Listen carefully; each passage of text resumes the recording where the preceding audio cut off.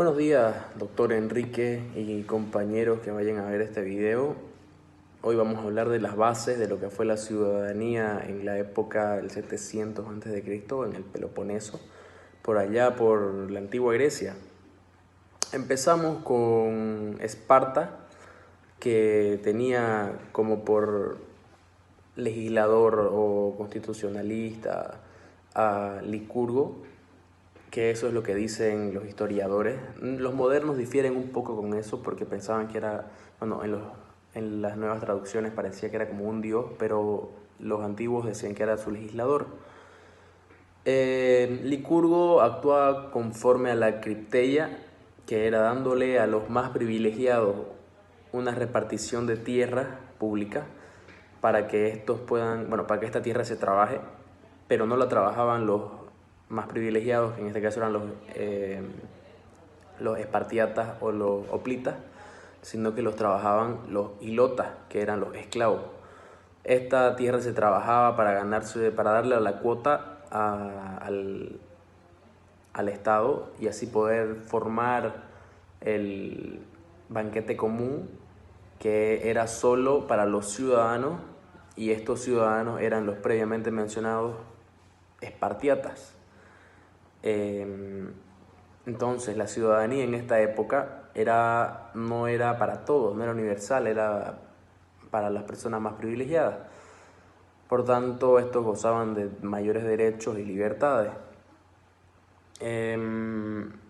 Luego nos vamos a Platón, que en este caso Platón era tenía bastante vista esta parte de los espartanos, porque por un lado él difería con esto de la cripteia, de la repartición de tierras y todo esto, pero le gustaba por el otro lado la disciplina, el estado de orden y de equilibrio que había en el estado, digamos, porque eso fue lo bueno que tenían los espartanos, que desde jóvenes a los espartiatas se les enseñaba actitud cívica, virtud cívica, disciplina y hasta podían defender a su tierra por encima de todo, digamos. Pero difería con el tema de la cripteia.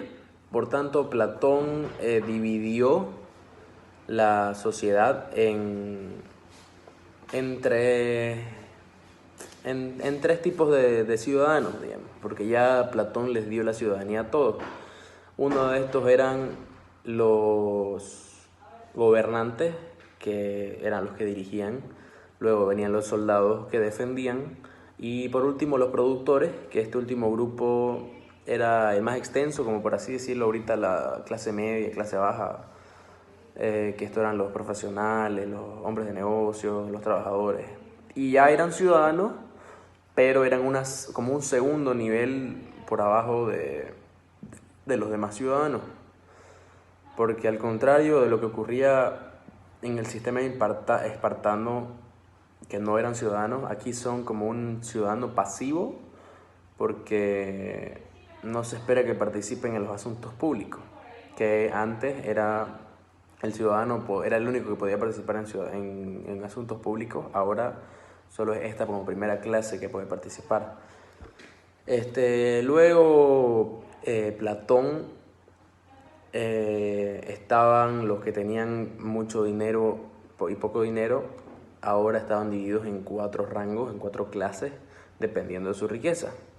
Y gracias a esto, esto tenía nuevas implicaciones políticas muy significativas dentro del sistema electoral, porque Platón prevé un consejo de representantes, que es un cuarto de cuyos miembros resulta elegido por cada una de las clases de ciudadanos. Pero teniendo en cuenta el número de ciudadanos pertenecientes a cada clase, por ejemplo, eran muchísimos productores, pero eso es solo 1/3 de los otros 2/3, que eran los gobernantes y los soldados. Los pobres terminaban teniendo menos representación a los ricos en este consejo. Luego también lo que pasaba era que había una confiscación de fortuna exclusivamente a los pobres que iban ganando, ya se iban metiendo más en la siguiente clase. Por tanto, los pobres también se veían como esas oportunidades de participar en la vida política, como que se las mermaban. El objetivo primordial de Platón era la instauración de una sociedad estable y armónica, en la que la amistad y la confianza primaran en las relaciones entre ciudadanos y cuya vinculación social se lograra, al menos parcialmente, a través de una institución similar a los banquetes comunes de Espartiata, los que ya mencioné que eran solo para los espartiatas. Para Platón eran ciudadanos ejemplares aquellos que tratan con diferencia el sistema sociopolítico, respetan las leyes y ejercitan el autocontrol, cualidades que se inculcan en las escuelas públicas. Esto era algo que, bueno, en las escuelas públicas junto a Esparta, a los espartiatas, ellos tenían muy fuertemente por encima de las privadas, digamos, a las públicas. Bueno, luego de esto llega Aristóteles, que él, bueno, difería con Platón tenía muchas cosas en común con Platón porque, bueno, al fin y al cabo era su estudiante, Aristóteles, pero diferían en varias cosas, bueno, empezando con que Platón venía de un padre y madre espartiata, y Aristóteles venía de clase media porque sus padres eran doctores. Ya se veía, bueno, Aristóteles tenía otra visión de lo que era igualdad. Él difería, bueno, totalmente con la Criteia como Platón de los espartatas, pero le gustaba también esta parte de la escuela pública frente a las disposiciones privadas en círculos familiares que tenían Platón, digamos. Bueno, por así decirlo, las aportaciones de Platón y Aristóteles a esta cuestión de la ciudadanía no solo diferían en esto de los espartanos, sino que también diferían en aspectos más generales. Por ejemplo, ya con el tema a tratar ya era distinto. Platón buscaba diseñar un programa de estado ideal, y la intención de Aristóteles era analizar las constituciones reales y demostrar los principios que subyacían a ellas.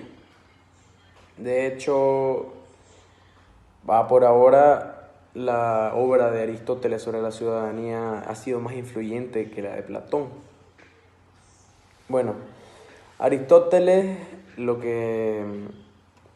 para Aristóteles, que él ya se metió más en lo político, él, bueno, tiene su cita más conocida, que es la que el hombre es un animal político, y que viene a verse como que el hombre es por definición un animal político. O sea, aun cuando no necesitemos la mutua ayuda de los hombres, no menos buscamos por naturaleza la convivencia.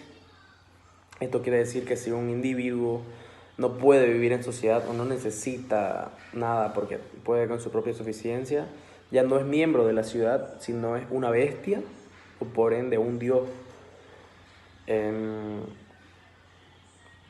Bueno, Aristóteles ya incluía a los ciudadanos extranjeros residentes a tener derecho a acceder a los tribunales del Estado. Luego estaban los ciudadanos sin derecho a voto, que eran los jóvenes, esos eran los ciudadanos sin desarrollar, los ancianos. Y además esta categoría ya de ciudadanía ya fue más amplia, digamos, porque él decía que hay que investigar a quién debe llamarse ciudadano y quién es el ciudadano, pues también ese era el tema de discusión. Por tanto, Aristóteles buscaba un mínimo común denominador que sirva para todos los estados para lo que sea ciudadanía. Bueno, Aristóteles lo dejó más o menos ahí, donde al final dijo que ciudadano en general es el que puede mandar y dejarse mandar, y es en cada región distinto. Pero el mejor de todos es el que puede y decide dejarse mandar y mandar en orden de la vida acorde con la virtud. Aquel a quien le está permitido compartir el poder deliberativo y judicial, decimos que es un ciudadano de esa ciudad. Aristóteles lo que tenía era que él ya no tenía una clase A y clase B como Platón de ciudadanos, sino que una ciudad era más fácil de manejar o mejor, o no más fácil, más armónica si había ciudadanos buenos, y por otro lado no era tan buena si había ciudadanos malos. Él los dividía así. Por tanto, él preferiría tener una ciudad con ciudadanos buenos. Luego, bueno, Aristóteles ya debate sobre la amistad porque él creía que para que se pueda ver esto de los banquetes se tenían que conocer todos, no como amigos, pero sí conocerse para lo que viene siendo la concordia, o sea, lo que viene siendo mejor para él y para mí, sin ser amigos. Por eso él veía muy difícil lo de los banquetes comunes, pero y también lo de que se pueda escoger lo mejor para todos, digamos. ¿Qué más decía Aristóteles? Exponía que los 4 elementos de los que se compone la virtud eran templanza, es decir, el autocontrol, justicia, valor y la sabiduría. En eso se basaba Aristóteles. Luego Aristóteles elaboró un modelo coherente que funcionara de manera y se adaptara a la naturaleza multicolor de los sistemas cívicos griegos. Una educación adecuada hace que uno desee ser un buen ciudadano y sea consciente de sus obligaciones, y este estilo de vida solo puede resultar eficaz cuando el conjunto de ciudadanos conforma una comunidad real. Aristóteles llegó Aristóteles reflexionó profundamente sobre esto y llegó al mejor tipo de constitución posible, y se mostró a favor de un modelo mixto, cierta cantidad de oligarquía, otra tanta de aristocracia y luego un poco de democracia. Él vino y derivó en Solón la labor de proporcionar a Atenas y a la ciudad de Grecia, digamos, este tipo de constitución mixta. Solón era el gran legislador ateniense, como Licurgo lo fue con los espartanos. Si bien en el caso del primero se contaban con suficientes pruebas, en el segundo se creía que era un dios, digamos, como mencioné antes. Bueno, Solón ya fue dividiendo las 3 clases superiores por razón de riqueza, que estas entidades eran por productos sólidos y líquidos, eran terminadas. Estas eran las relativamente más privilegiadas. Sin embargo, la pertenencia a la Asamblea y a los tribunales de justicia, el único privilegio del que disponían las clases inferiores, aún seguía siendo un derecho real para los ciudadanos. Esta descripción de clase finaliza con un pequeño agradable detalle, que era que dado que los miembros de la clase más baja no podían optar a ningún cargo público, aún ahora se podía sortear para que ellos vayan y sean parte de un cargo público, en una asamblea o en un tribunal o como jurado. Se dividió luego en un consejo, que ya fue Clístenes, que dividió la zona, digamos, en 3 regiones: la ciudad, la costa y el interior, a cada una de las cuales se escindía a su vez en 10 tercios, que hacían un total de 30.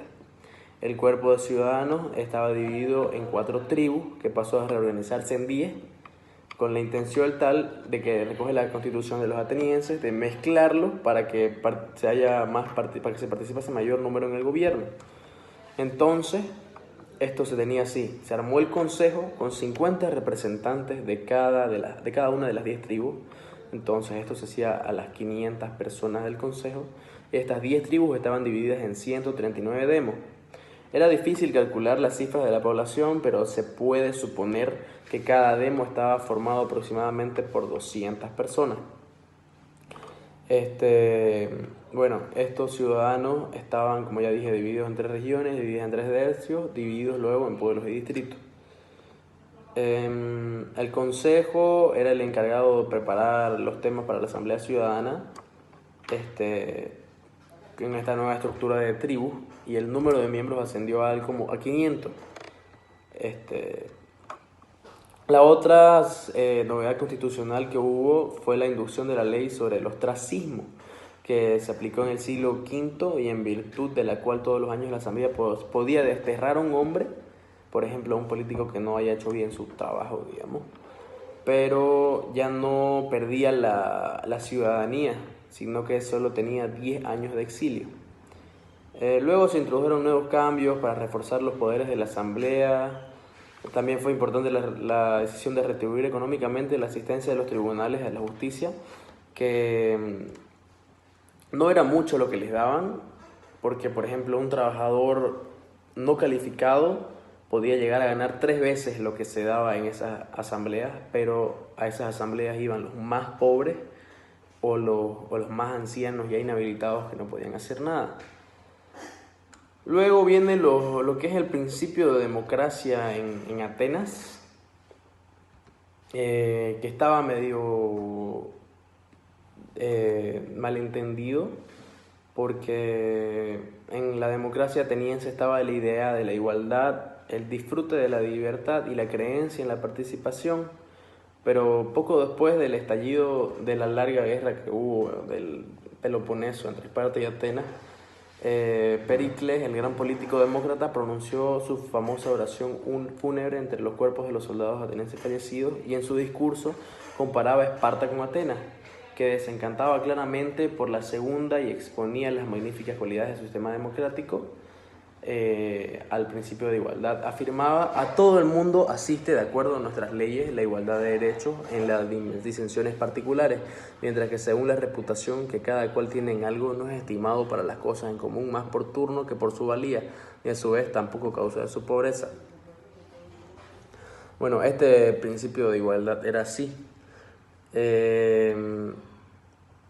Las guerras entre Grecia y Persia fueron una horrible experiencia que les hizo ver a los atenienses las enormes diferencias que existían entre ambos bandos contendientes. A los persas se les calificaba de personas bárbaras que vivían en una dictadura política, y los atenienses, por el contrario, le llevaban vidas cultivadas dentro de un sistema constitucional al que se les apreciaba la libertad.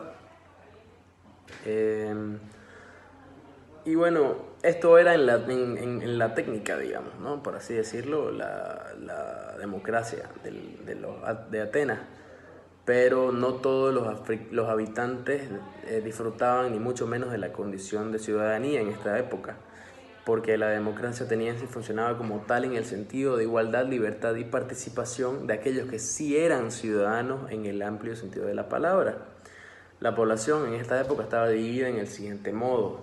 Se calcula que un número de ciudadanos era aproximadamente 30.000, aunque en ese periodo aumentó a 50.000, digamos, por esa época.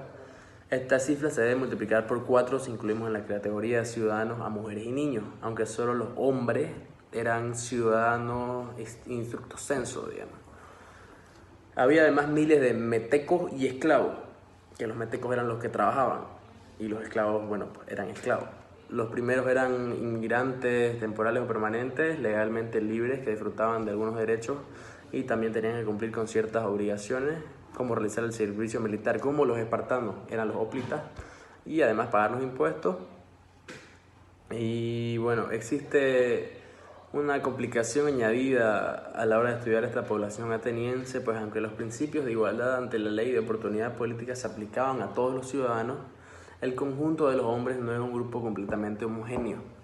Las clases de Solón seguían, como dijimos ya, en vigencia, lo que conllevaba diferencias. Si tomamos como por ejemplo el servicio militar dentro de los rangos inferiores a la caballería, luego estaba la tercera clase, que estaba constituida por los hoplitas, la infantería pesada, mientras que la cuarta e inferior de todas no podía permitirse adquirir el equipamiento y realizaba funciones auxiliares o servía en la marina. Luego estaba también la división por edad entre los jóvenes, los adultos y los siguientes. Y los jóvenes no podían ocupar cargos públicos, ni siquiera hasta los 30 años, digamos, pero ya podían asistir a la asamblea. Luego, en esta época, a partir del año 335, se introdujo un periodo de servicio nacional que era obligatorio, de una duración de 2 años, que luego se vio reducido a uno, digamos. Este programa se estructuraba de la siguiente forma, donde los cadetes pasaban a defender 3 oficiales elegidos por las tribus, depender de 3 oficiales y de un comandante seleccionado por todo el cuerpo de ciudadanos, así como instructores especializados en las diversas prácticas. Estos ciudadanos atenienses tenían derecho a participar como jurado a partir de los 30 años y los juicios se desarrollaban de una forma extremadamente complicada. El procedimiento cambió con los siglos, por lo que a continuación voy a detallar una descripción simple del sistema de jurados en el siglo IV a.C. Todos los años alrededor de 6.000 ciudadanos se elegían por sorteo como posibles miembros del jurado. Los preparativos se realizaban teniendo en consideración a las 10 tribus. Por ejemplo, los tribunales contaban con 10 entradas distintas. Cada miembro tenía un documento de identificación de madera en el que constataba su nombre y demo. El número de miembros convocados para un juicio ordinario era muy numeroso si lo comparamos con lo que es hoy día. Era de 200 o 401 para casos privados y para los públicos era 501 personas para que se pueda votar. Un número que podía doblarse o triplicarse para los juicios más importantes. Esto ya fue mencionado anteriormente, donde aquí se les pagaba un poco más que lo que mencioné anteriormente, que era lo que aquí ya se les pagaba un dracma. Luego, en esto ya nos damos cuenta que los ciudadanos de Atenas no solo controlaban el sistema judicial de los tribunales como jurados, sino que también dirigían el sistema político del Consejo, de la Asamblea Principal, o sea, el prestigioso Comité del Consejo del que hablamos al comienzo.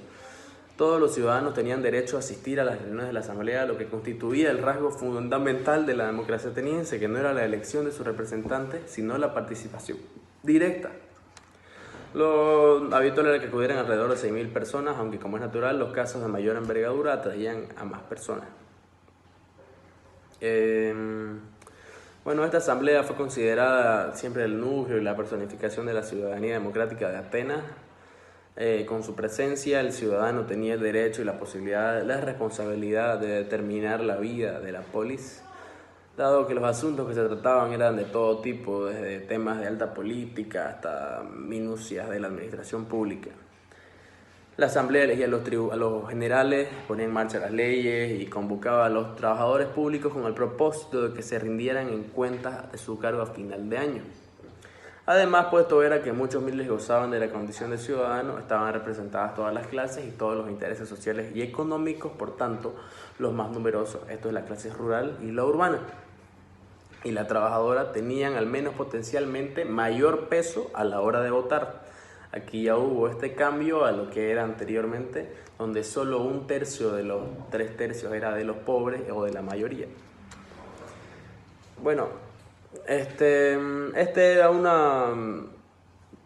modelo que partió de la confianza dentro de una comunidad que ya estaba muy cohesionada. Pero luego ya vendría Roma, nació como una ciudad-estado igual, donde ésta tendría que adaptar este modelo de ciudadanía a una dimensión mucho más extensa, porque era el Imperio Romano, digamos. Muchas gracias.